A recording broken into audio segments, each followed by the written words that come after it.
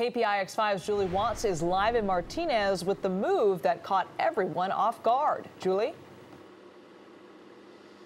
Yeah, it was a final dramatic twist to this 35-year-old cold case. The wheelchair-bound millionaire accused of brutally murdering a single mother while her children slept in the next room failed to show up to hear the verdict read in his trial.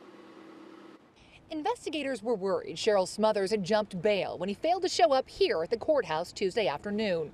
He'd been ordered to stay in the Martinez area, but reportedly told his lawyer he was coming from Granite Bay, the upscale Sacramento area neighborhood where he lives.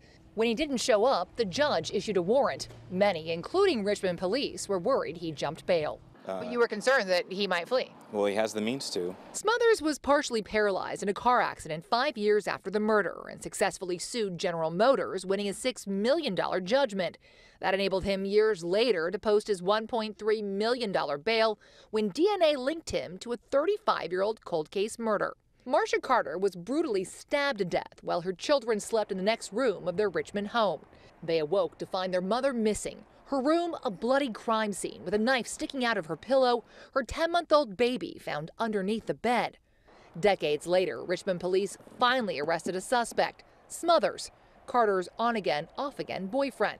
While police say they can't provide details on the investigation until after the verdict is read, investigators are optimistic. This was a case where the investigator had gathered all the facts and knew that she could put a case together and have a conviction be read. Now, after the judge issued that bench warrant, Smothers was arrested at his Granite Bay home last night. We reached out to both the DA and the defense, and both declined to comment today. They say they're waiting until after the verdict is read. That was rescheduled until tomorrow morning at 9:30.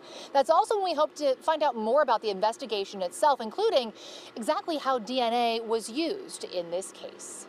Back to you.